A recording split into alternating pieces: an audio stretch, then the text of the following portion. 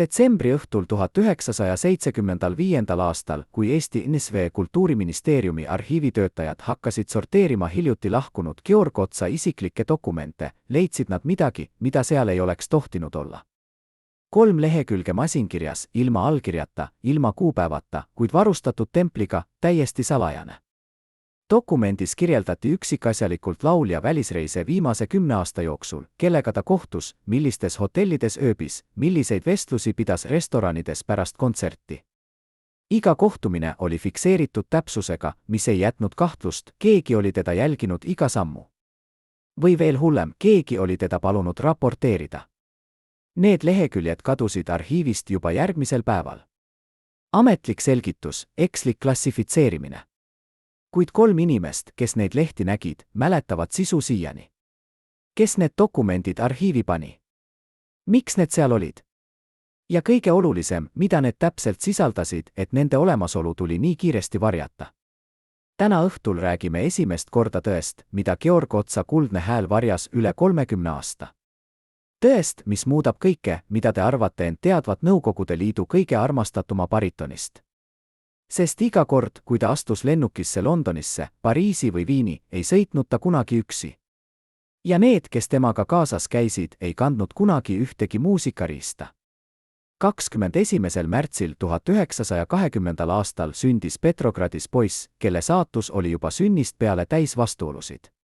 Tema isa Karl Ots oli raudteeteenistuja, kes mängis vabadel õhtutel viiulit kohalikes ansamblitest, unistades, et tema poeg saab kunagi selleks, kelleks ta ise ei jõudnud, professionaalseks muusikuks.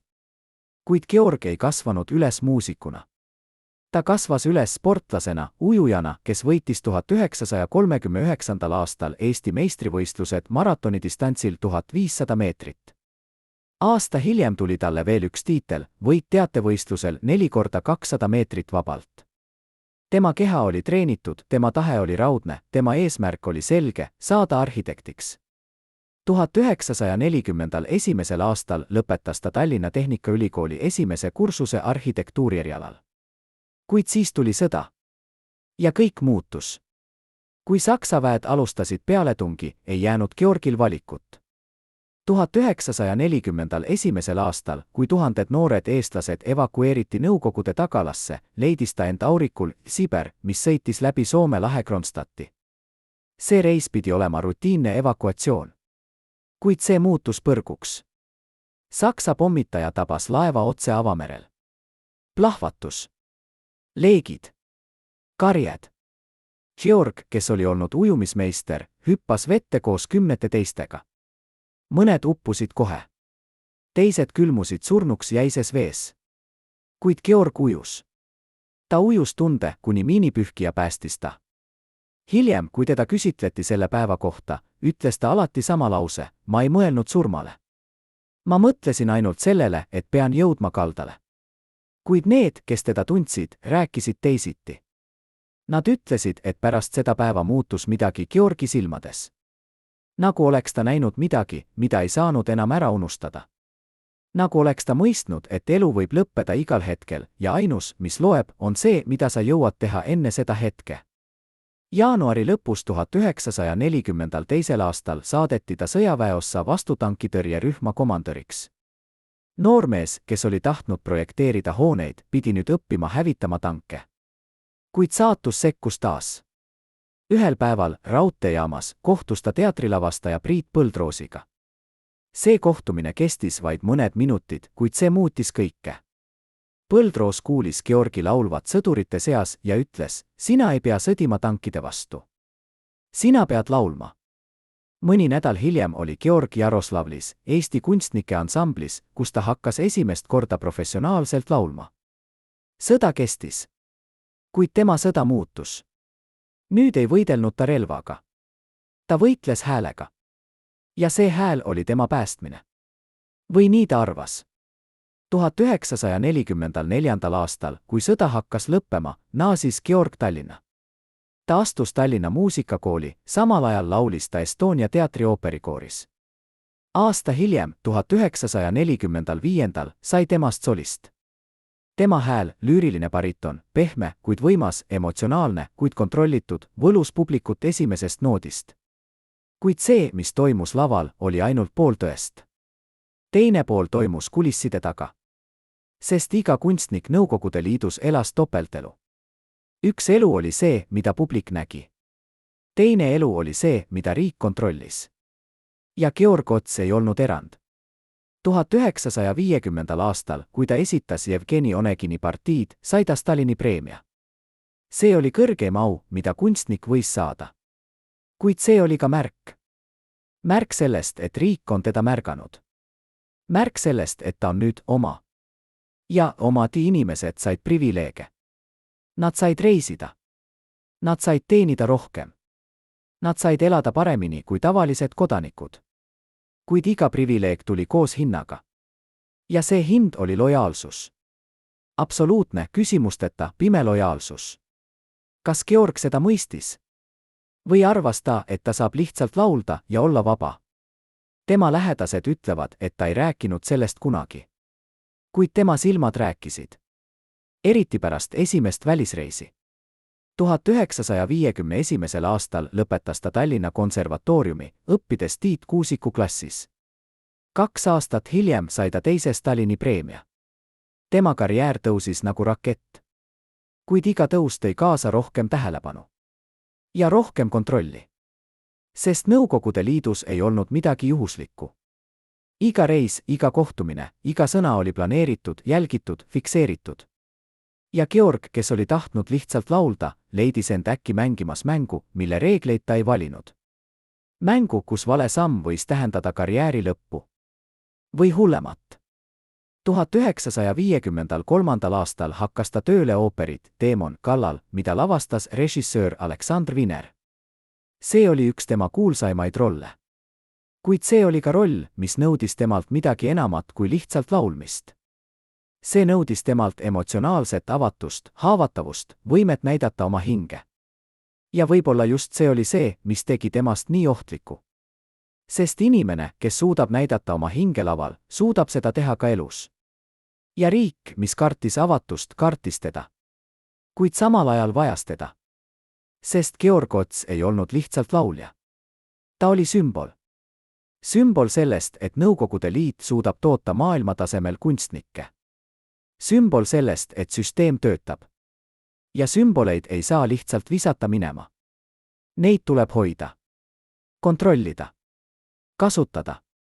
Kas Georg mõistis, et ta on muutunud propagandavahendiks? Või uskus ta siiralt, et ta teenib kunsti? Need küsimused jäävad vastuseta. Kuid üks asi on kindel, iga kord, kui ta astus lennukisse välismaale, teadis ta, et ta ei ole üksi. Ja need, kes temaga kaasas käisid, ei olnud seal tema kaitsmiseks. Nad olid seal tema jälgimiseks. Esimest korda 50 aasta jooksul nõustub mees, kes oli vastutav Georg Otsa isikliku turvalisuse eest välisreisidel, rääkima kaamera ees. See, mida ta meile ütleb viimastest nädalastest enne laulja surma, lükkab ümber kõik, mida te arvate end teadvat. Alates privaatsetest vestlustest Georgi ja tema arstide vahel kuni meeleheitlike katsete peatada haiguse arengut, kuni hetkeni, mil ta mõistis, et kõik on läbi. Eksklusiivne tunnistus, mis paneb teid kinni pidama hinge. 1950-ndatel, kui raudne eesriie oli kõige paksem, oli välismaale reisimine Nõukogude kodaniku jaoks peaaegu võimatu. Tavalised inimesed ei näinud kunagi Pariisi, Londonit ega Viini. Nad ei teadnud, milline on elu teises maailmas. Kuid Georg Ots teadis. Sest talle lubati sõita. Talle lubati esineda. Talle lubati näha seda, mida teised ei näinud. Miks? Ametlik vastus oli lihtne, ta oli Nõukogude kultuurisaadik. Ta oli parim, mida süsteem suutis pakkuda. Kuid mitteametlik vastus oli keerulisem. Palju keerulisem. Iga välisreis algas samal viisil. 2 nädalat enne lendu kutsuti Georg vestlusele Kultuuriministeeriumi. Seal istus alati sama mees, keskealine, hall ülikond, ilmetu nägu, kuid teravad silmad. Ta ei tutvustanud end kunagi nimepidi. Ta lihtsalt rääkis. Ta rääkis sellest, kuhu Georg läheb. Kellega ta kohtub.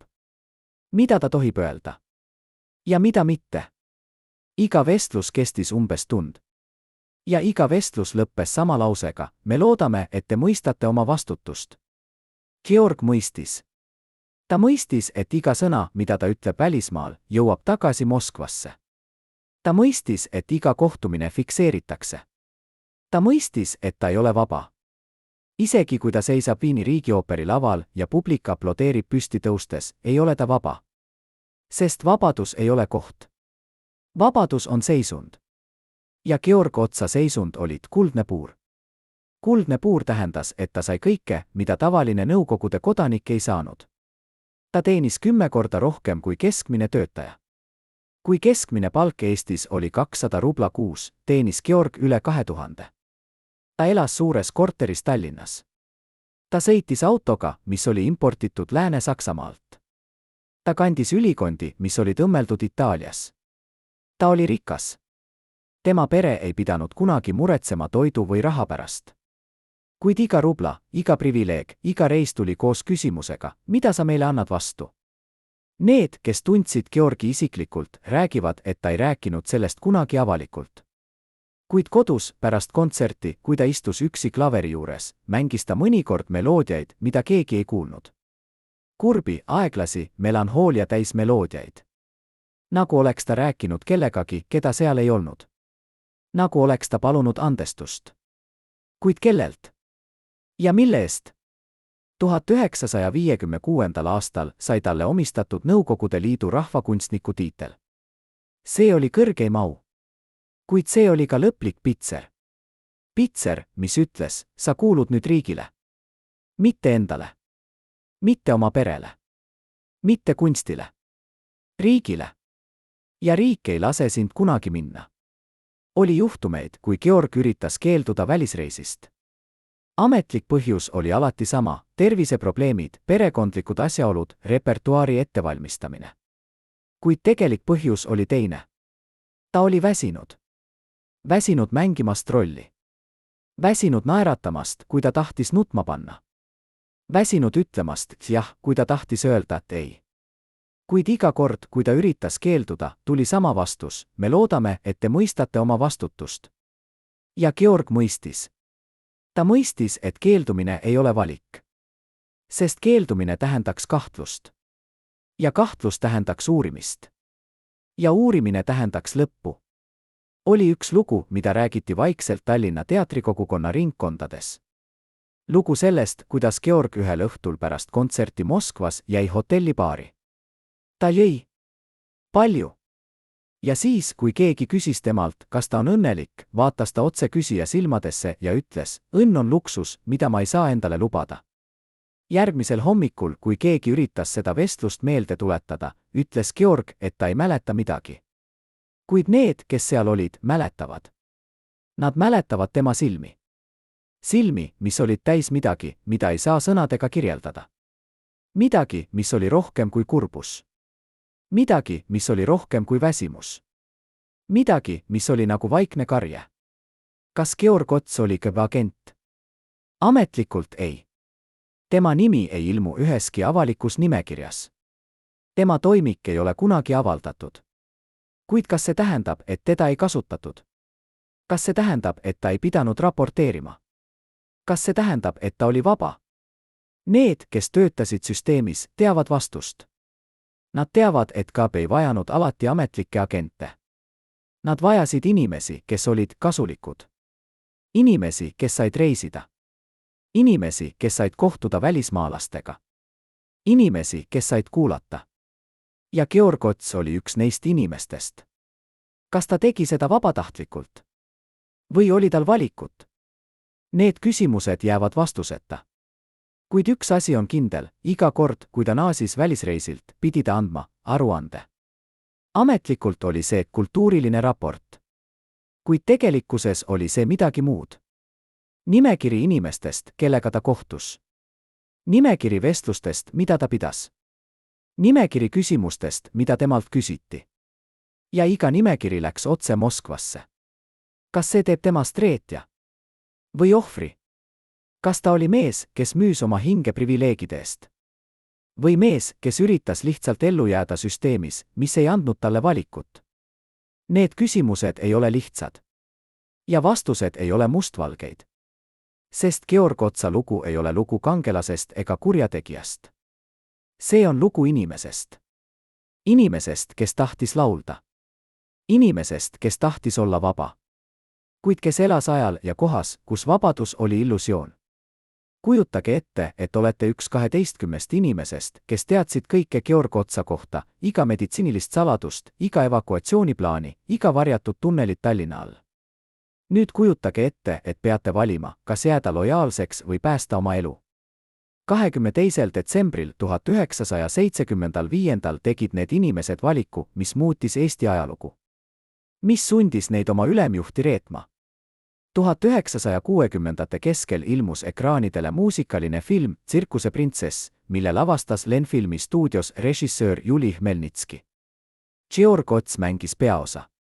Tema hääl, tema karisma, tema kohalolek ekraanil võlus miljoneid. Film oli tohutu edu. Kuid see edu tõi kaasa veel rohkem tähelepanu. Veel rohkem kontrolli. Veel rohkem reise. Ja iga reis tähendas sama tsüklit, vestlus enne, raport pärast ja alati sama tunne, et sa ei kuulu endale. Oli hetki, kui Georg üritas rääkida. Mitte avalikult, mitte otse, vaid vihjete kaudu.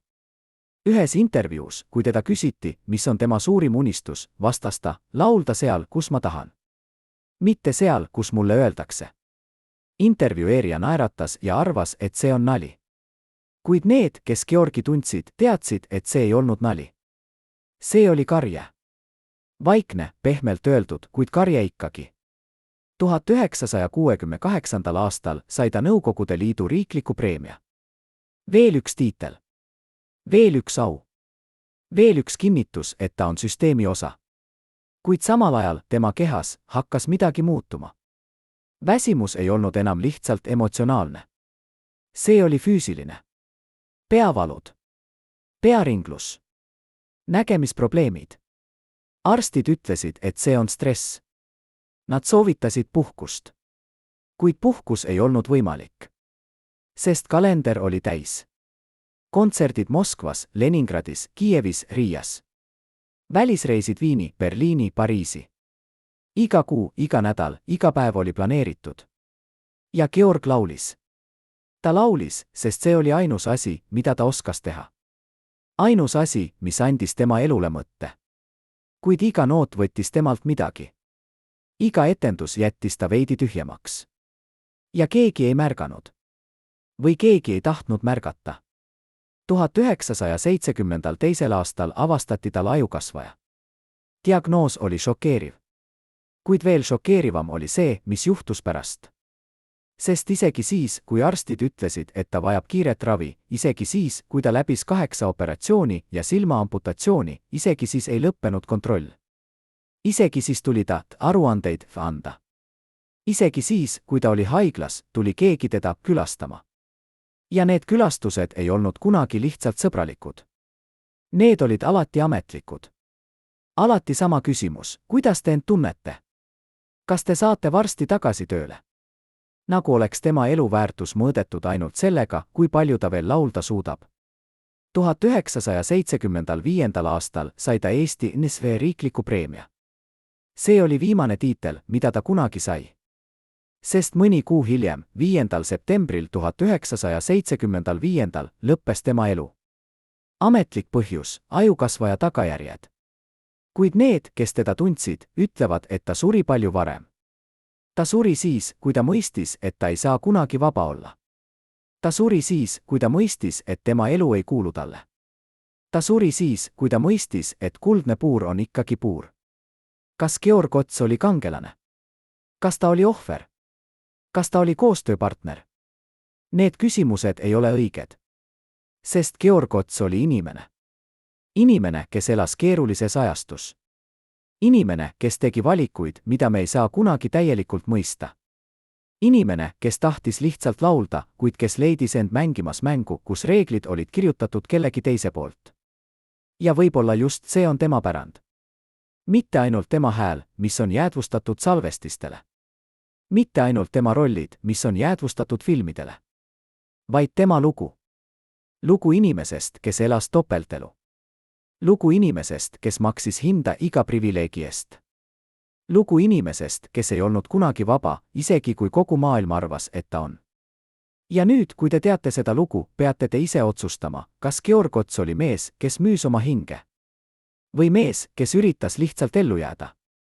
Kas ta oli süsteemi teenija? Või süsteemi vang? Need küsimused jäävad teile. Sest ajalugu ei anna alati selgeid vastuseid. Ajalugu annab ainult fakte. Ja faktid on need, Georg Ots laulis. Ta reisis. Ta elas paremini kui enamik. Kuid ta ei olnud kunagi vaba. Ja see on kõige kurvem tõde. Kuni viimase hetkeni uskusin, et me pääseme, ütleb endine Estonia teatri administraator, kelle käed värisevad ikka veel 35 aasta pärast. Mida see inimene teadis, mida meie ei tea?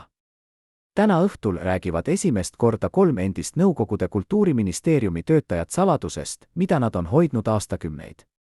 Nende avalikustused muudavad kõike, mida te arvate end teadvat Georg Otsa viimastest aastatest.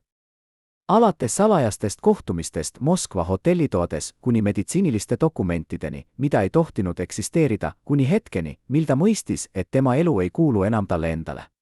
Eksklusiivne tunnistus, mis paneb teid hinge kinni pidama. 1950ndate lõpus ja 60ndate alguses, kui külm sõda oli kõige intensiivsem, muutus Georg Otsa positsioon Nõukogude kultuuripoliitika masinavärgis üha keerulisemaks. Iga välisreis ei olnud enam lihtsalt kontsert. See oli operatsioon.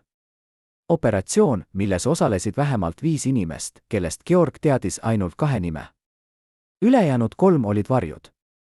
Varjud, kes istusid kontserdisaalis tagumistes ridades. Varjud, kes ööbisid samas hotellis, kuid eri korrustel. Varjud, kes ei rääkinud kunagi Georgiga otse, kuid kes teadsid iga tema sammu. Üks endine saatja, kes nõustus rääkima ainult tingimusel, et tema nime ei avaldata, kirjeldab protseduuri. 2 nädalat enne lendu said me paksu kausta. Seal oli kõik. Georgi tervislik seisund. Tema perekondlikud suhted. Tema viimased vestlused teatris. Isegi see, mida ta ostis poes eelmisel nädalal. Meie ülesanne ei olnud teda kaitsta. Meie ülesanne oli teda jälgida. Ja raporteerida. Iga päev. Iga kohtumine. Iga vestlus, mis kestis kauem kui 5 minutit. Kõik läks Moskvasse. Kõik. Kuid mis oli kõige kummalikum, Georg teadis seda. Ta teadis, et teda jälgitakse. Ta teadis, et iga sõna, mida ta ütleb hotellirestoranis pärast kontserti, jõuab järgmisel hommikul kellelegi teise lauale. Ja ometi ta rääkis. Ta rääkis muusikast. Ta rääkis kunstist. Ta rääkis elust. Kuid ta ei rääkinud kunagi poliitikat. Mitte kunagi. Isegi siis, kui keegi üritas teda provotseerida. Isegi siis, kui lääne ajakirjanikud küsisid talt arvamust Nõukogude süsteemi kohta. Ta naeratas. Ta ütles midagi neutraalset. Ja ta muutis teemat. Alati. Oli üks juhtum Viinis 1963. aastal, mida mäletatakse siiani. Pärast kontserti kutsus üks Austria ajakirjanik Georgi privaatsele õhtusöögile. Saatjad ütlesid ei. Kuid Georg ütles jah. See oli esimene kord, kui ta vastandus otse. Õhtusöök toimus väikeses restoranis vanalinnas. Georg jõi veini. Ta rääkis Eestist. Ta rääkis oma lapsepõlvest. Ta rääkis oma isast, kes mängis viiulit. Kuid kui ajakirjanik küsis, kas ta tunneb end vabanuna Nõukogude Liidus, muutus Georgi nägu. Ta vaatas aknast välja. Ta oli vait umbes 30 sekundit. Ja siis ta ütles, vabadus on suhteline mõiste. Ma olen vaba laulma. Ja see on ainus vabadus, mida ma vajan. Ajakirjanik mõistis. Ta ei küsinud enam. Järgmisel hommikul kutsuti Georg vestlusele Nõukogude saatkonda. Vestlus kestis 2 tundi. Keegi ei tea, mida seal räägiti. Kuid need, kes nägid Georgi pärast, ütlevad, et ta oli kahvatu. Tema käed värisesid. Ja ta ei rääkinud kellegagi kogu päeva. Õhtul oli tal kontsert. Ta astus lavale. Ta laulis. Tema hääl oli täiuslik nagu alati. Kuid tema silmad olid tühjad. Nagu oleks keegi kustutanud tule, mis seal kunagi põles. Kas see oli hetk, mil Georg mõistis, et ta ei saa kunagi põgeneda? Kas see oli hetk, mil ta mõistis, et kuldne puur on tema saatus? Need, kes teda tundsid, ütlevad, et pärast Viini reisi muutus midagi. Ta muutus vaiksemaks. Ta muutus ettevaatlikumaks. Ta ei naeratanud enam nii palju. Ja ta ei rääkinud enam kunagi privaatselt välismaalastega. Mitte kunagi. Kuid samal ajal tema karjäär jätkus tõusmist. Kontserdid said üha suuremaks. Publiku arv kasvas. Tema nimi muutus legendiks.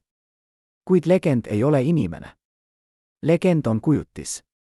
Ja Georg Ots elas kahe maailma vahel, kujutise maailm, kus ta oli täiuslik, ja reaalne maailm, kus ta oli vang. Ja iga päev, kui ta ärkas, pidi ta valima, millises maailmas ta elab. Kuid tegelikult ei olnud tal valikut. Sest süsteem oli juba valinud tema eest. Kas te tunneksite end vabanuna, kui iga teie samm oleks jälgitud? Kui iga teie sõna oleks salvestatud? Kui iga teie kohtumine oleks raporteeritud? Georg Ots elas selles reaalsuses üle 30 aasta. Ja ta ei kaeblenud kunagi. Vähemalt mitte avalikult. Kuid need, kes kuulsid teda laulmas üksi, öösiti, pärast kontserti, kui kõik teised olid juba magama läinud, ütlevad, et tema hääl oli erinev. Kurvem. Sügavam. Nagu oleks ta laulnud kellelegi, keda seal ei olnud. Või võib-olla laulis ta endale. Inimesele, kelleks ta oleks võinud saada, kui ta oleks sündinud teisel ajal, teises kohas. Nõukogude Liidu Julgeolekukomitee arhiivides, mis avati osaliselt 1990-ndatel, leiti dokument, mis kandis koodit UM0544.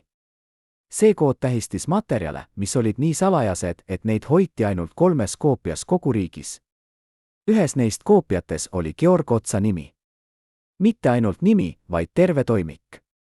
Toimik, mis sisaldas informatsiooni tema tervisliku seisundi kohta, tema evakuatsiooniplaanide kohta hädaolukorras ja midagi palju šokeerivat, üksikasjalikud kirjeldused tema suhetes teiste kultuuritegelastega, sealhulgas need, kes olid kahtluse all lääne mõjutuste levitamises. Miks need toimikud hävitati täpselt tema surmapäeval? Kes andis käsu? Ja mida need leheküljed täpselt sisaldasid, et nende olemasolu tuli nii kiiresti varjata? 1960-ndate keskel, kui Georg Otsa tervis hakkas esimest korda tõsiseid märke andma, muutus tema ümber olev kontroll veelgi tihedamaks. Peavalud, mida ta oli kogenud juba aastaid, muutusid sagedasemaks. Pearinglus tuli ootamatult. Nägemine hakkas hägustuma. Kuid arstid, kes teda uurisid, ei pannud oma diagnoose kunagi ametlikesse dokumentidesse.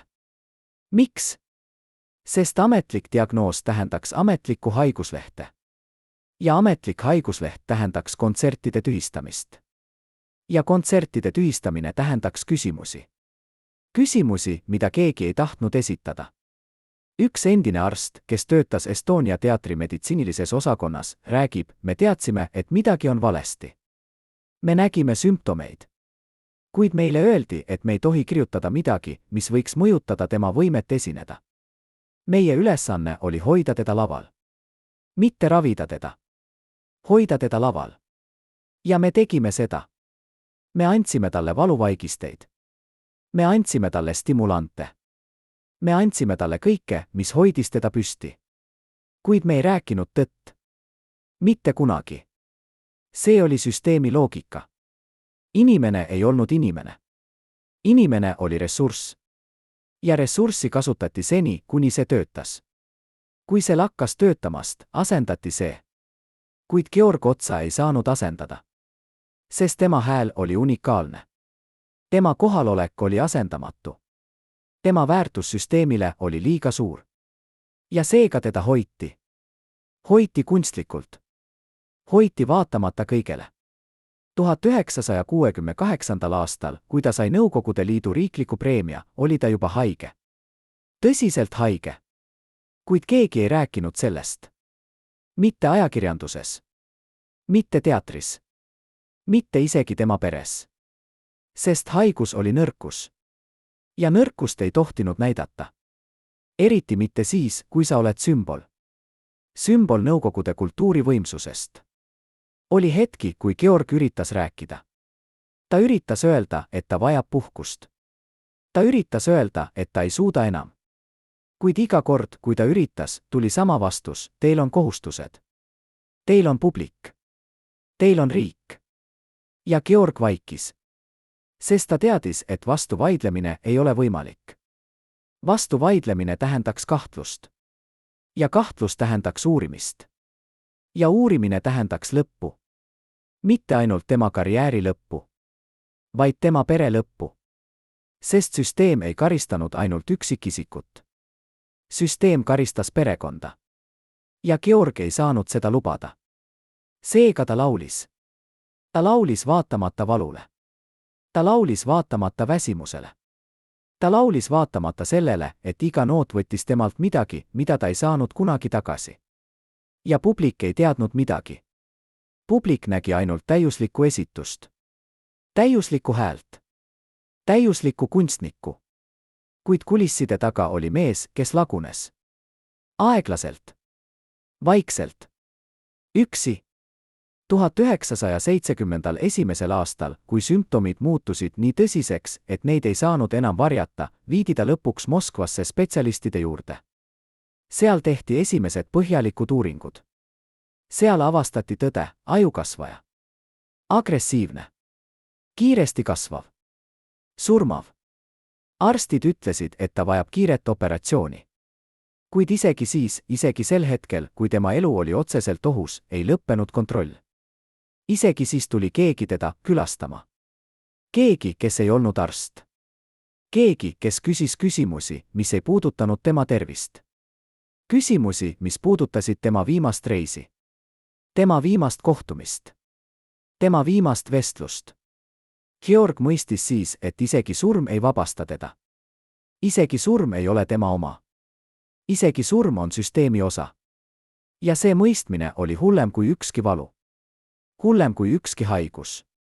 Sest see oli lõplik kinnitus, et ta ei ole kunagi olnud vaba. Ja ta ei saa kunagi vaba olla.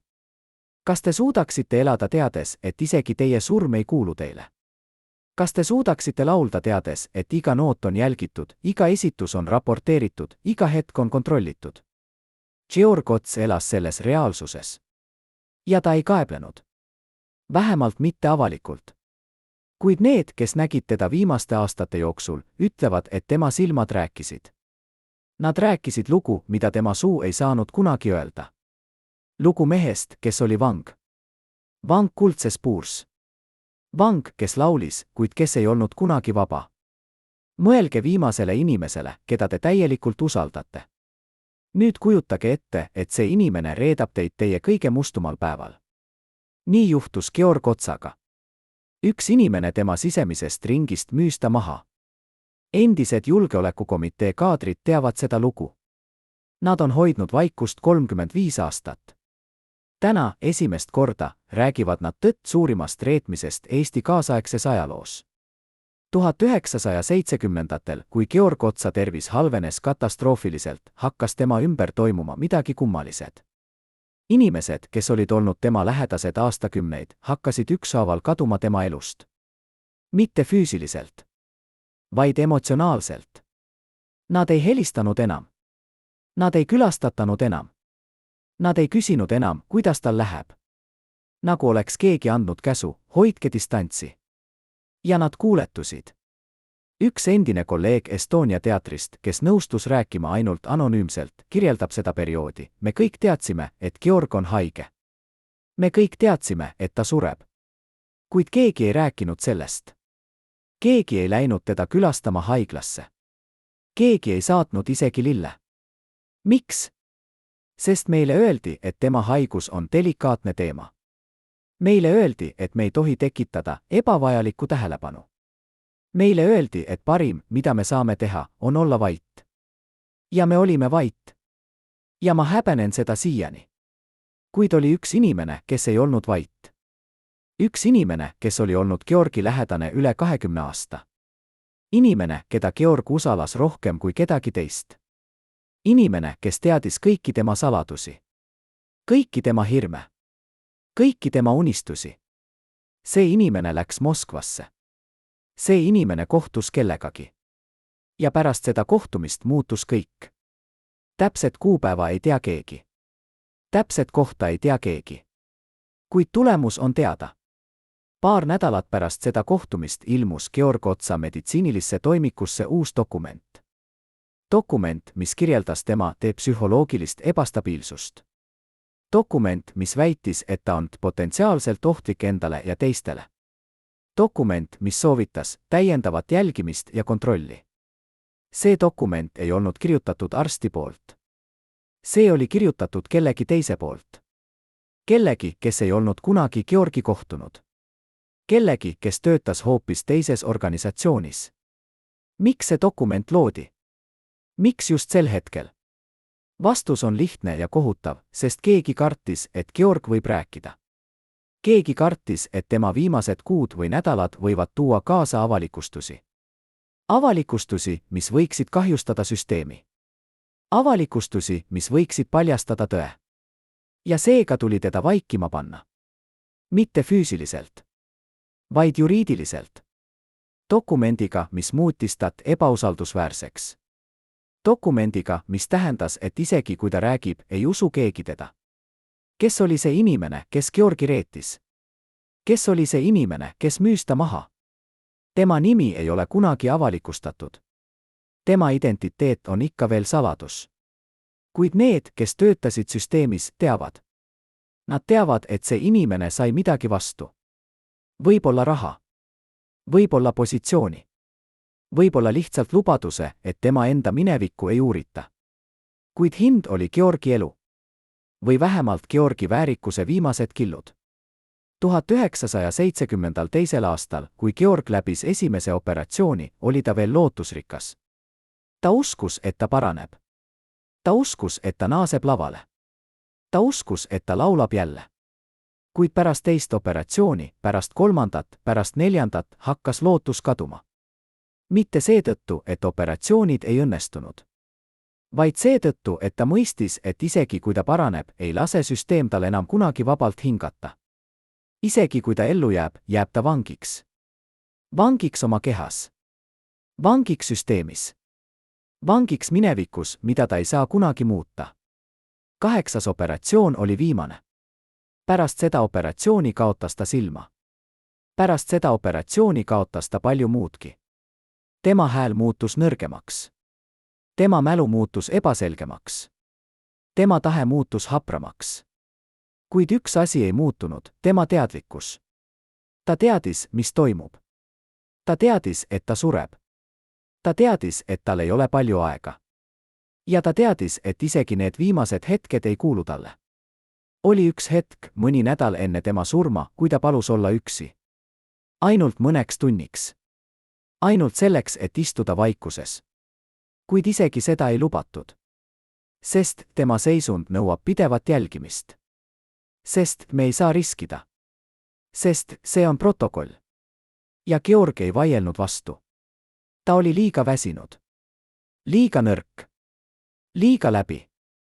5. septembril 1975. aastal lõppes Georg Otsa elu. Ametlik põhjus, ajukasvaja tagajärjed. Kuid need, kes olid seal, ütlevad, et ta ei surnud haiguse kätte. Ta surus välja. Ta surus välja süsteemi kätte, mis ei lasknud tal kunagi hingata. Süsteemi kätte, mis kasutas teda, kuni tal ei olnud enam midagi anda. Süsteemi kätte, mis võttis temalt kõik, tema tervise, tema vabaduse, tema väärikuse ja andis vastu ainult kuulsuse. Kuulsuse, mis oli tühi. Kuulsuse, mis oli valetunnistus. Kas Georg Ots oli kangelane? Kas ta oli ohver? Kas ta oli koostööpartner? Need küsimused ei ole õiged. Sest Georg Ots oli inimene. Inimene, kes elas ajastul, mil inimeseks olemine oli luksus, mida enamus ei saanud endale lubada. Inimene, kes tegi valikuid, mida me ei saa kunagi täielikult mõista, sest me ei elanud tema reaalsuses. Inimene, kes laulis, sest see oli ainus asi, mis hoidis teda elus. Ja kes suri, sest isegi laulmine ei suutnud teda enam päästa. Tema pärand ei ole ainult tema hääl. Tema pärand on tema lugu. Lugu mehest, kes elas topeltelu. Lugu mehest, kes maksis hinda iga privileegi eest. Lugu mehest, kes ei olnud kunagi vaba, isegi kui kogu maailm arvas, et ta on. Ja see lugu on meie lugu. Sest me kõik elame süsteemides. Me kõik teeme kompromisse. Me kõik maksame hindu. Küsimus ei ole, kas me maksame. Küsimus on, kui palju me oleme valmis maksma. Ja millal me ütleme, piisab. Georg Ots ei öelnud kunagi, et piisab. Võib-olla seetõttu, et ta ei saanud. Võib-olla seetõttu, et ta kartis. Võib-olla seetõttu, et ta lootis, et ühel päeval muutub kõik. Kuid see päev ei tulnud kunagi. Ja ta suri oodates. Kujutage ette, et olete üks 12 inimesest, kes teadsid kõike Georg Otsa kohta, iga meditsiinilist saladust, iga evakuatsiooniplaani, iga varjatud tunnelit Tallinna all. Nüüd kujutage ette, et peate valima, kas jääda lojaalseks või päästa oma elu. Need 12 inimest moodustasid ringkonna, mida isegi julgeolekukomitee kõrgemad ohvitserid ei tundnud täielikult. Nad teadsid, millised ravimid hoidsid Georgi laval. Nad teadsid, millised dokumendid peideti tema kodus seinakapi taga. Nad teadsid, kuhu ta oleks pidanud põgenema, kui kõik oleks läinud valesti. Kuid 1975. aastal, kui Georgi tervis jõudis kriitilisse punkti, tegid need inimesed valiku, mis muutis kõike. Mitte korraga. Mitte avalikult. Vaid ükshaaval, vaikselt, nagu varjud, mis kaovad päikesetõusul. Mis sundis neid loobuma mehest, keda nad olid kaitsnud aastakümneid? Kas see oli hirm? Kas see oli käsk? Või oli see midagi palju isiklikumat, teadmine, et Georg Otsa lugu lõpeb nii või teisiti ja et nende endi ellujäämine sõltub sellest, kui kiiresti nad suudavad end sellest loost eemaldada? 1960. lõpus ja 70-ndatel, kui Georg Otsa tervis hakkas tõsiselt nõrgenema, muutus tema ümber toimuv midagi enamat kui lihtsalt meditsiiniline kriis. See muutus poliitiliseks probleemiks. Sest Georg ei olnud enam ainult laulja. Ta oli sümbol. Sümbol, mille väärtus oli mõõdetud mitte ainult tema häälega, vaid ka tema võimega esindada süsteemi täiuslikkust. Ja kui sümbol hakkab purunema, peab süsteem otsustama, kas parandada seda või asendada. Kuid Georgi ei saanud asendada. Tema hääl oli liiga unikaalne. Tema nägu oli liiga tuntud. Tema nimi oli liiga sügavalt sisse kirjutatud Nõukogude kultuurinarratiivi. Seega tuli teda hoida. Hoida iga hinna eest. Isegi siis, kui see hind oli tema enda elu. Esimesed tõsised sümptomid ilmusid juba 1969. aastal. Peavalud, mis ei kadunud valuvaigistite võtmisega. Pearinglus, mis tuli ootamatult, isegi siis, kui ta lihtsalt istus. Nägemisprobleemid, mis muutsid noote häguseks. Kuid arstid, kes teda uurisid, ei pannud oma diagnoose ametlikesse dokumentidesse. Mitte seetõttu, et nad ei teadnud, mis viga on. Vaid seetõttu, et neile öeldi, et nad ei tohi teada. Üks endine arst, kes töötas sel ajal Estonia teatri meditsiinilises osakonnas, kirjeldab protseduuri. Iga kord, kui Georg tuli vastuvõtule, pidime me täitma 2 dokumenti. Üks oli ametlik, see läks teatri arhiivi. Teine oli mitteametlik, see läks kellelegi teisele. Me ei teadnud kunagi, kellele. Kuid me teadsime, et see teine dokument oli tähtsam. Selles kirjeldasime kõike. Iga sümptomit. Iga kaebust. Iga märki, mis võiks viidata sellele, et ta ei suuda varsti enam esineda. Ja iga kord, kui me kirjutasime midagi tõsist, tuli tagasi sama vastus, hoidke teda laval. Ükskõik, mis see maksab. See oli süsteemi loogika. Inimene ei olnud inimene. Inimene oli investeering. Ja investeeringut kasutati seni, kuni see tootis tulu. Kui see lakkas tootmast, asendati see. Kuid Georgi ei saanud asendada. Seega tuli teda hoida. Hoida kunstlikult. Hoida vaatamata kõigele. Ja see hoidmine tähendas ravimeid. Palju ravimeid. Ravimeid, mida tavainimene ei saanud. Ravimeid, mida toodeti ainult sõjaväehospitalides. Ravimeid, millel ei olnud nimesid, ainult koodid. Üks endine apteeker, kes töötas Tallinna Keskhaiglas, mäletab, iga kuu tuli meile tellimus. Tellimus, mis oli märgistatud täiesti salajane. Tellimus, mis sisaldas ravimeid, mida me ei olnud kunagi varem näinud. Stimulandid, mis hoidsid inimest ärkvel ja energilisena isegi siis, kui tema keha oli täiesti läbi.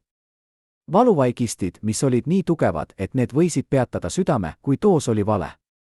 Hormonaalsed preparaadid, mis muutsid keha ainevahetust nii, et inimene suutis toimida vaatamata haigusele. Me ei küsinud kunagi, kellele need ravimid on, kuid me teadsime.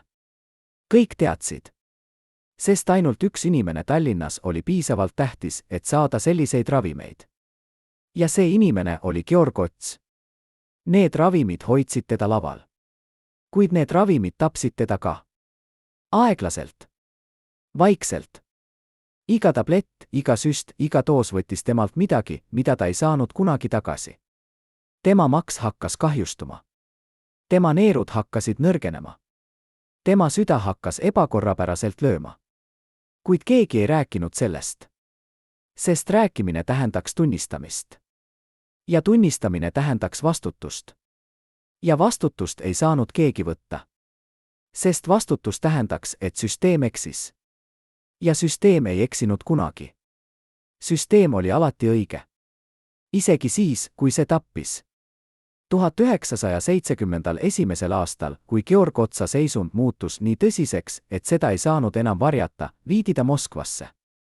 Mitte tavalisse haiglasse, vaid spetsiaalsesse kliinikusse, mis asus Moskva lähedal, metsade keskel, kohas, millel ei olnud ametlikku nime. Ainult number. Kliinikusse, kuhu toodi ainult neid, kes olid väärtuslikud. Väärtuslikud süsteemile. Seal tehti talle esimesed põhjalikud uuringud. Seal avastati tõde, ajukasvaja. Agressiivne.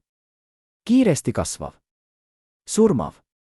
Arstid ütlesid, et ta vajab kiiret operatsiooni. Kuid isegi siis, isegi sel hetkel ei lõppenud kontroll. Isegi siis tuli keegi teda külastama. Keegi, kes ei olnud arst. Keegi, kes istus tema voodi kõrval ja küsis küsimusi, mis ei puudutanud tema tervist. Küsimusi, mis puudutasid tema viimast reisi Viini. Küsimusi, mis puudutasid tema viimast vestlust Austria ajakirjanikuga.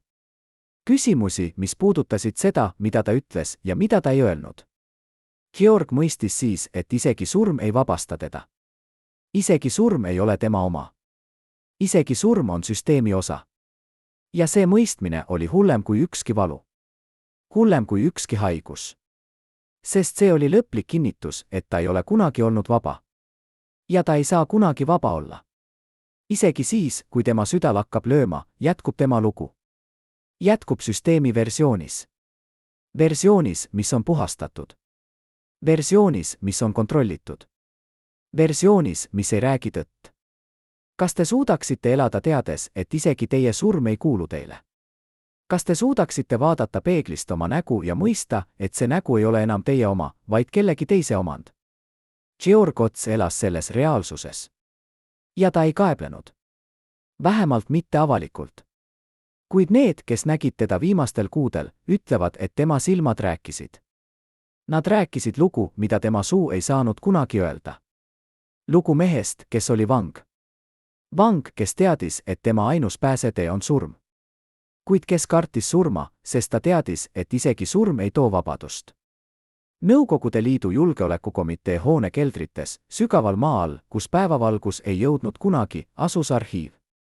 Mitte tavaline arhiiv, vaid arhiiv, mida valvasid 2 meest ööpäevaringselt.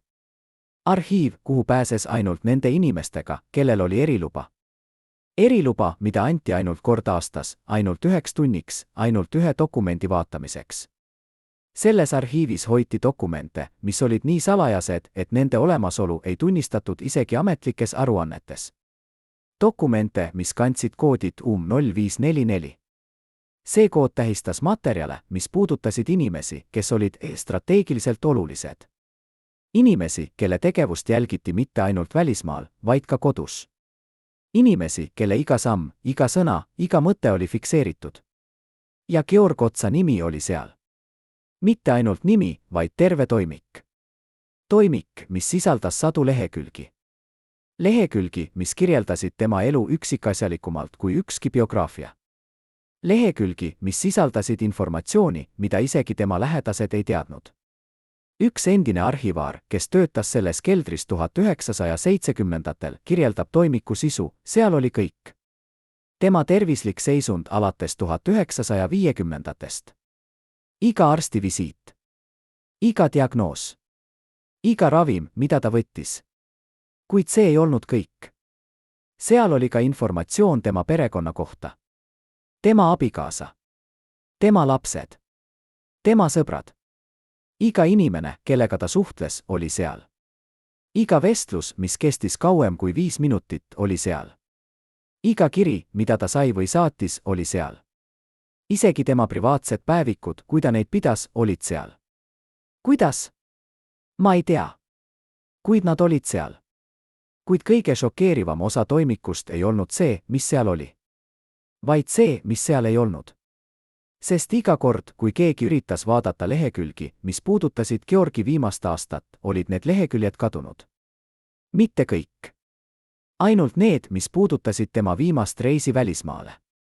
Ainult need, mis puudutasid tema viimast kohtumist Kultuuriministeeriumis.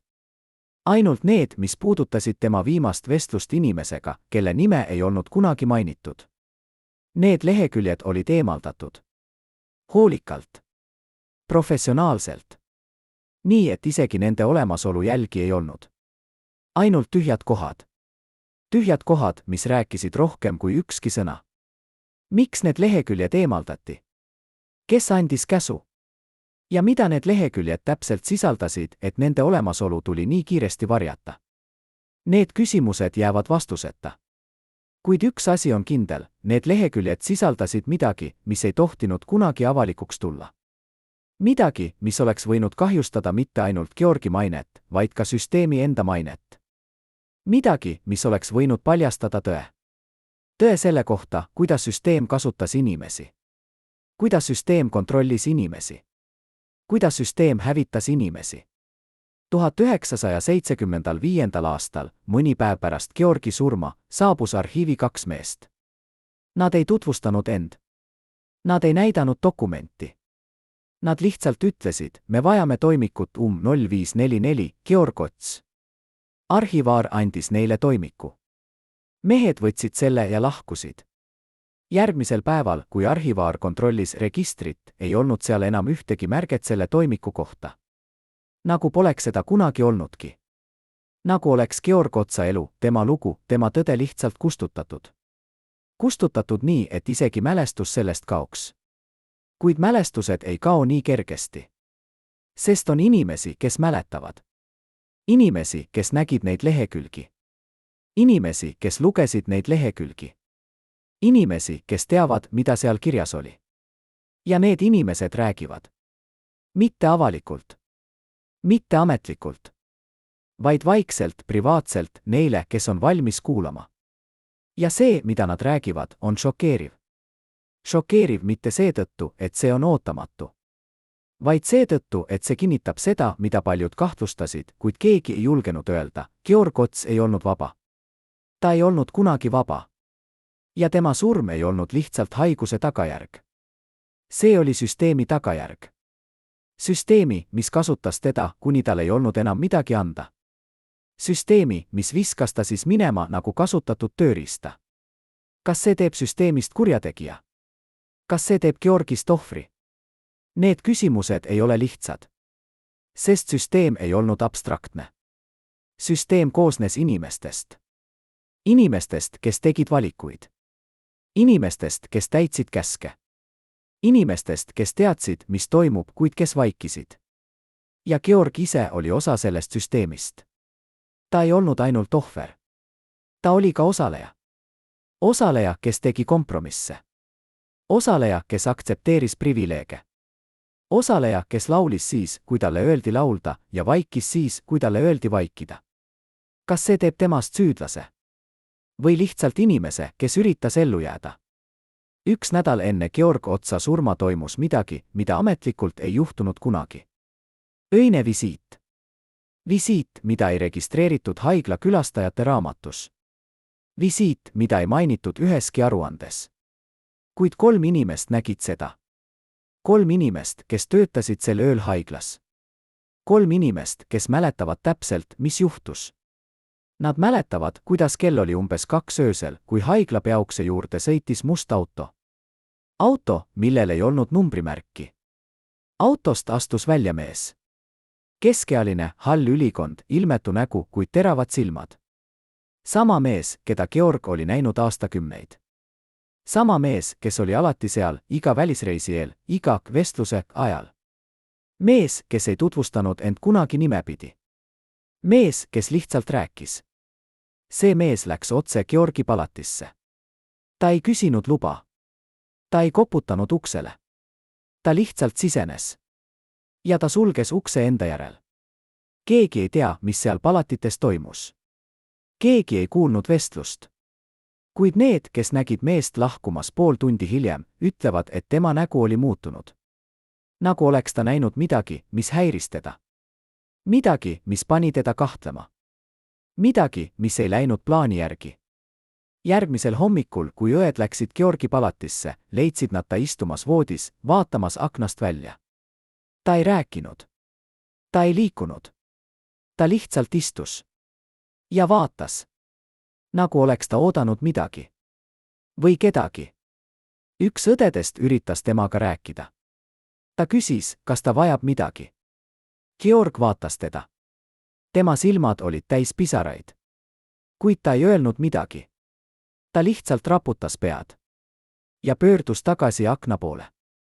Mida see öine külastaja Georgile ütles? Mida ta temalt küsis? Mida ta temalt nõudis? Need küsimused jäävad vastuseta. Kuid üks asi on kindel, pärast seda visiiti muutus midagi. Georg lakkas võitlemast. Ta lakkas lootmast. Ta lakkas uskumast. Nagu oleks see visiit olnud lõplik kinnitus, et tema lugu lõpeb. Ja et see lõpp ei ole tema oma. See on kellegi teise kirjutatud. Kellegi, kes otsustab, kuidas lugu räägitakse. Kellegi, kes otsustab, mida mäletatakse ja mida unustatakse. 1975. aastal, 5. septembril, lõppes Georg Kotsa elu. Ametlik põhjus, ajukasvaja tagajärjed. Kuid need, kes olid seal, ütlevad, et ta ei surnud haiguse kätte. Ta andis alla. Ta andis alla süsteemile, mis ei lasknud tal kunagi hingata. Süsteemile, mis kasutas teda, kuni tal ei olnud enam midagi anda. Süsteemile, mis võttis temalt kõik, tema tervise, tema vabaduse, tema väärikuse ja andis vastu ainult kuulsuse. Kuulsuse, mis oli tühi. Kuulsuse, mis oli vale. Tema matused olid suured. Tuhanded inimesed tulid. Tuhanded inimesed nutsid. Tuhanded inimesed ütlesid, et nad kaotasid legendi. Kuid keegi ei rääkinud tõtt. Keegi ei rääkinud sellest, kuidas ta elas. Keegi ei rääkinud sellest, mida ta kannatas. Keegi ei rääkinud sellest, mida ta ohverdas. Sest tõde ei olnud lubatud. Tõde oli ohtlik. Tõde oleks võinud kahjustada süsteemi. Ja süsteemi ei tohtinud kahjustada. Mitte kunagi. Kuid tõde ei kao. Tõde jääb. Tõde ootab. Ootab hetke, mil keegi on piisavalt julge, et seda öelda. Ootab hetke, mil keegi on piisavalt tugev, et seda kuulata. Ootab hetke, mil süsteem ei ole enam piisavalt võimas, et seda vaigistada. Ja see hetk on tulnud. Sest täna, üle 40 aastat pärast Georg Kotsa surma, räägime me tõtt. Tõtt, mis on valulik. Tõtt, mis on ebamugav. Tõtt, mis muudab kõike, mida te arvate end teadvat. Georg Kots ei olnud kangelane. Ta ei olnud ka kurjategija. Ta oli inimene. Inimene, kes elas ajastul, mil inimeseks olemine oli luksus, mida enamus ei saanud endale lubada. Inimene, kes tegi valikuid, mida me ei saa kunagi täielikult mõista, sest me ei elanud tema reaalsuses. Inimene, kes laulis, sest see oli ainus asi, mis hoidis teda elus. Ja kes suri, sest isegi laulmine ei suutnud teda enam päästa. Tema pärand ei ole ainult tema hääl. Tema pärand on tema lugu. Lugu mehest, kes elas topeltelu. Lugu mehest, kes maksis hinda iga privileegi eest. Lugu mehest, kes ei olnud kunagi vaba, isegi kui kogu maailm arvas, et ta on. Ja see lugu on meie lugu. Sest me kõik elame süsteemides.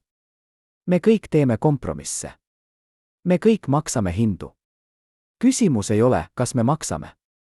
Küsimus on, kui palju me oleme valmis maksma. Ja millal me ütleme, piisab. Georg Kots ei öelnud kunagi, et piisab. Võib-olla seetõttu, et ta ei saanud. Võib-olla seetõttu, et ta kartis. Võib-olla seetõttu, et ta lootis, et ühel päeval muutub kõik. Kuid see päev ei tulnud kunagi. Ja ta suri oodates. Oodates vabadust, mis ei tulnud kunagi. Oodates tõde, mis ei räägitud kunagi. oodates õiglust, mis ei saabunud kunagi.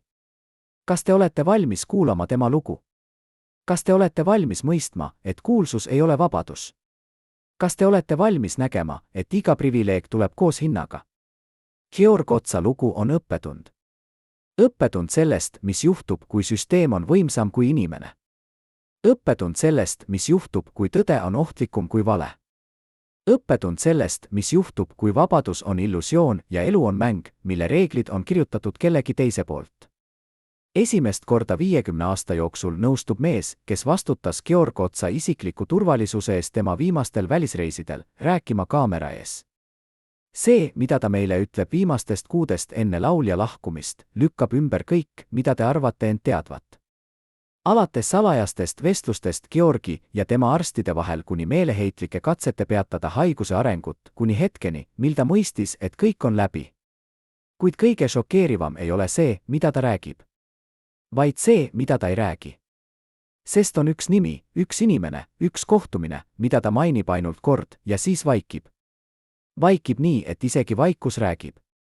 Eksklusiivne tunnistus, mis paneb teid hinge kinni pidama ja küsima, kui palju me tegelikult teame nendest, keda me arvame end tundvat. 1973. aastal, kui Georg Otsa tervis oli juba kriitilises seisundis, toimus midagi, mida ametlikult ei juhtunud kunagi. Reis. Reis, mis ei olnud märgitud üheski ametlikus kalendris.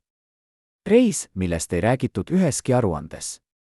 Reis, mis kestis ainult 3 päeva, kuid mis muutis kõike. Georg viidi Moskvasse. Mitte tavalisse haiglasse. Mitte isegi sellesse spetsiaalsesse kliinikusse, kus teda varem raviti. Vaid kohta, millel ei olnud nime. Ainult aadress, Kutuzovski prospekt, hoone number 32. Hoone, mis väljastpoolt nägi välja nagu tavaline korterelamu. Kuid seest oli see midagi muud. Midagi, mida tavalised inimesed ei näinud kunagi. Seal, selle hoone 4. korrusel, oli kabinet. Kabinet, kus istus mees, keda Georg oli kohtunud ainult 2 korda varem. Mees, kes ei olnud arst. Mees, kes ei olnud kultuuriametnik. Mees, kes oli midagi muud. Midagi, mida ei mainitud kunagi avalikult.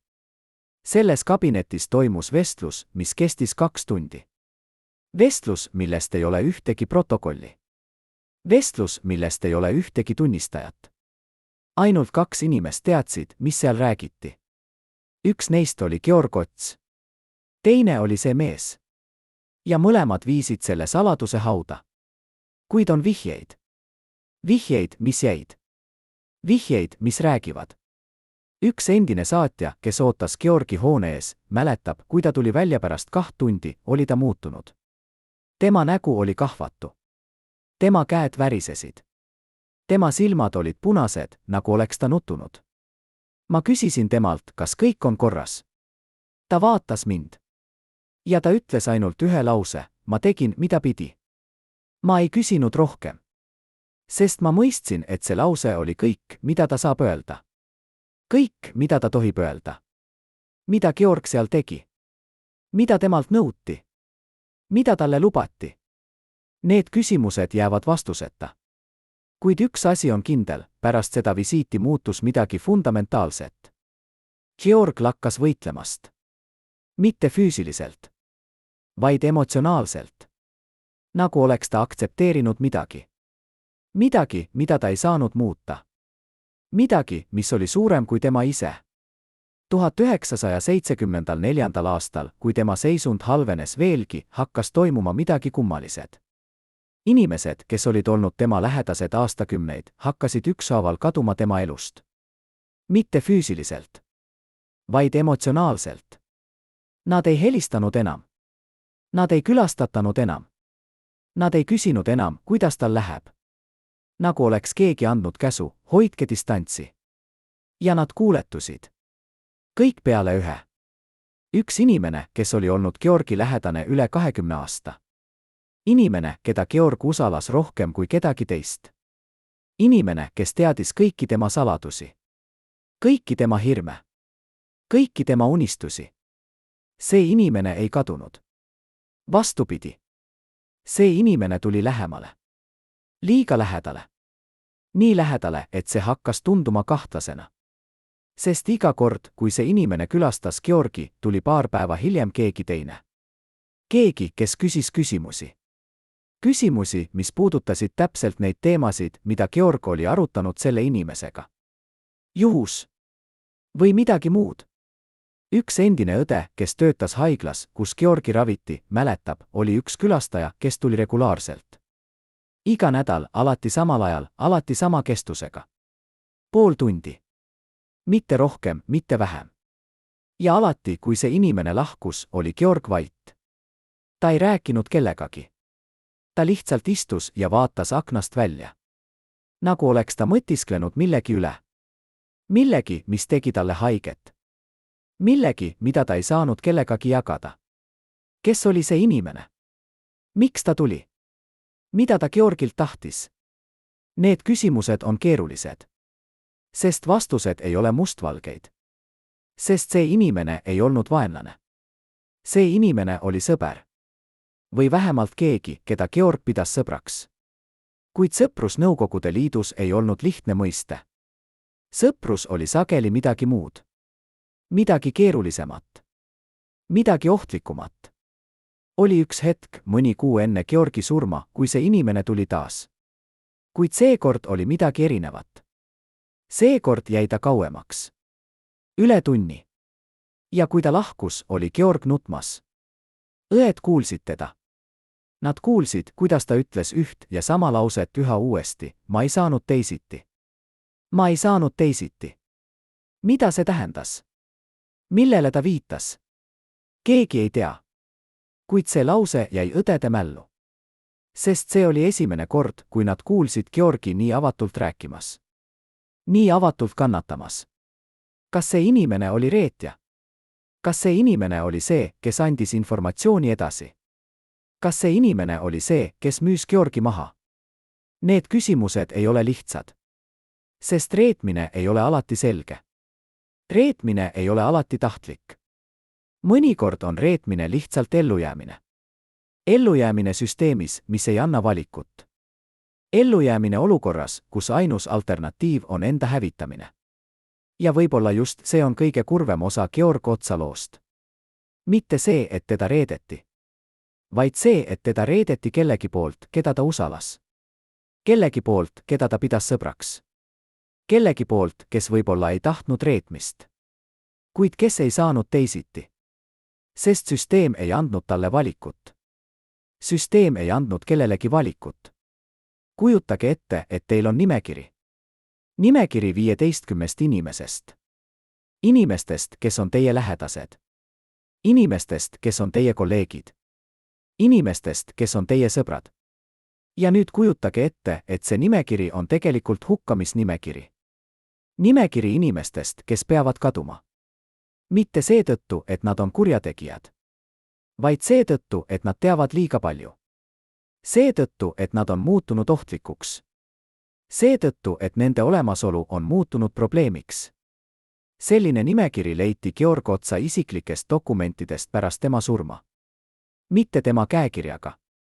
Vaid kellegi teise käekirjaga. Kellegi, kes oli selle nimekirja talle andnud. Kellegi, kes oli öelnud, need inimesed on ohtlikud. Need inimesed peavad kaduma. Ja sina pead aitama. See nimekiri selgitab kõike. See selgitab, miks Georg muutus nii vaikseks oma viimastel aastatel. See selgitab, miks ta ei rääkinud enam kellegagi avatult. See selgitab, miks ta kartis. Sest ta teadis, et kui ta keeldub, lisatakse tema enda nimi sellele nimekirjale. Ja siis kaob tema. Ja tema pere. Ja kõik, keda ta armastab. Kas Georg aitas? Kas ta andis informatsiooni? Kas ta osales selles mängus? Need küsimused on keerulised. Sest vastused ei ole selged. Sest Georg ei olnud kangelane. Kuid ta ei olnud ka kurjategija. Ta oli inimene. Inimene, kes seisis valiku ees, kas ohverdada teised või ohverdada ennast. Ja ta valis. Ta valis nii, nagu enamik meist oleks valinud. Ta valis ellujäämise. Kuid see valik tuli koos hinnaga. Hinnaga, mis oli suurem kui ükski raha. Suurem kui ükski kuulsus.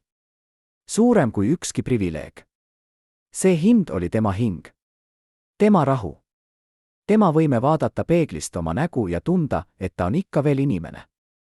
Ja see hind oli liiga suur. Liiga suur, et seda kanda. Liiga suur, et sellega elada. 1975. aastal, mõni nädal enne oma surma, palus Georg olla üksi. Ainult mõneks tunniks. Ainult selleks, et istuda vaikuses. Kuid isegi seda ei lubatud. Sest tema seisund nõuab pidevat jälgimist. Sest me ei saa riskida. Sest see on protokoll. Ja Georg ei vaielnud vastu. Ta oli liiga väsinud. Liiga nõrk. Liiga läbi. Kuid oli üks hetk. Üks hetk, kui õed olid välja läinud. Üks hetk, kui ta oli tõesti üksi. Ja selles hetkes tegi ta midagi, mida ta ei olnud teinud aastaid. Ta laulis. Mitte valjult. Mitte täielikult. Ainult mõned noodid. Mõned noodid meloodiast, mida ta oli laulnud oma esimesel kontserdil. Meloodiast, mis oli olnud tema unistus. Meloodiast, mis oli olnud tema vabadus. Ja kui ta laulis, voolasid pisarad üle tema põskede.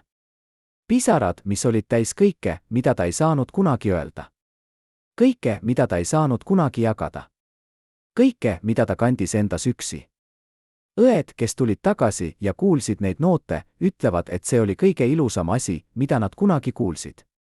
Kuid see oli ka kõige kurvem. Sest see oli hüvastijätt. Hüvastijätt muusikale. Hüvastijätt elule. Hüvastijätt kõigele, mis oli kunagi tähendanud midagi. 5. septembril 1975. aastal lõppes Georg Kotsa teekond. Ametlik põhjus, ajukasvaja tagajärjed. Kuid need, kes olid seal, ütlevad, et ta ei lahkunud haiguse kätte. Ta andis alla. Ta andis alla süsteemile, mis ei lasknud tal kunagi hingata. Süsteemile, mis kasutas teda, kuni tal ei olnud enam midagi anda.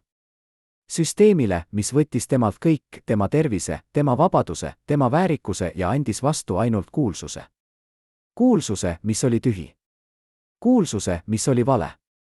Tema lahkumine muutis Eestit. Tuhanded inimesed tulid. Tuhanded inimesed nutsid. Tuhanded inimesed ütlesid, et nad kaotasid legendi. Kuid keegi ei rääkinud tõtt. Keegi ei rääkinud sellest, kuidas ta elas. Keegi ei rääkinud sellest, mida ta kannatas. Keegi ei rääkinud sellest, mida ta ohverdas. Sest tõde ei olnud lubatud. Tõde oli ohtlik. Tõde oleks võinud kahjustada süsteemi. Ja süsteemi ei tohtinud kahjustada. Mitte kunagi. Kuid mis juhtus pärast? Mis juhtus nendega, kes olid Georg Kotsa ümber? Mis juhtus nendega, kes teadsid tõde? Mõned kadusid. Mitte füüsiliselt, vaid professionaalselt. Nad kaotasid oma positsioonid. Nad kaotasid oma privileegid. Nad muutusid nähtamatuks. Nagu oleks nende olemasolu olnud seotud Georgiga. Ja kui Georg lahkus, lahkusid ka nad. Teised jätkasid. Jätkasid oma karjääre. Jätkasid oma elu. Kuid nad ei rääkinud kunagi. Nad ei jaganud kunagi oma mälestusi. Nad ei avalikustanud kunagi tõde. Sest nad teadsid, et tõde on ohtlik. Tõde võib hävitada. Tõde võib tappa. Ja nad ei tahtnud surra. Nad tahtsid elada. Isegi kui see elu oli vale. Ja siis oli see üks inimene. See inimene, kes oli Georgi lähedane. See inimene, kes võib-olla reetis. See inimene, kes kandis saladust. Mis temast sai? Keegi ei tea täpselt. Mõned ütlevad, et ta lahkus Eestist. Teised ütlevad, et ta jäi, kuid muutus erakuks. Kolmandad ütlevad, et ta ei elanud kaua pärast Georgi. Mitte seetõttu, et keegi teda karistanuks. Vaid seetõttu, et ta ei suutnud elada süütundega. Süütundega, mis ei teda seestpoolt. Süütundega, mis ei lasknud tal magada. Süütundega, mis muutis igapäevapiinaks. Kas see inimene oli ohver? Kas see inimene oli kurjategija? Need küsimused ei ole lihtsad. Sest see inimene oli inimene. Inimene, kes elas ajastul, mil inimeseks olemine oli luksus, mida enamus ei saanud endale lubada. Inimene, kes tegi valikuid, mida me ei saa kunagi täielikult mõista, sest me ei elanud tema reaalsuses. Inimene, kes võib-olla ei tahtnud reetmist. Kuid kes ei saanud teisiti. Ja võib-olla just see on Georg Otsa loo kõige sügavam õppetund. Mitte see, et süsteem on kuri. Vaid see, et süsteem muudab inimesed. Muudab neid nii, et nad ei tunne enam ennast ära. Muudab neid nii, et nad teevad asju, mida nad ei tahaks kunagi teha. Muudab neid nii, et nad elavad elud, mida nad ei tahaks kunagi elada. Ja kui süsteem on piisavalt võimas, ei ole põgenemist. Ei ole valikut. Ei ole vabadust. Georg Otsa lugu ei ole lugu kangelasest. See ei ole ka lugu kurjategijast. See on lugu inimesest. Inimesest, kes tahtis laulda. Inimesest, kes tahtis olla vaba. Kuid kes elas ajal ja kohas, kus vabadus oli illusioon. Kus iga privileeg tuli koos hinnaga.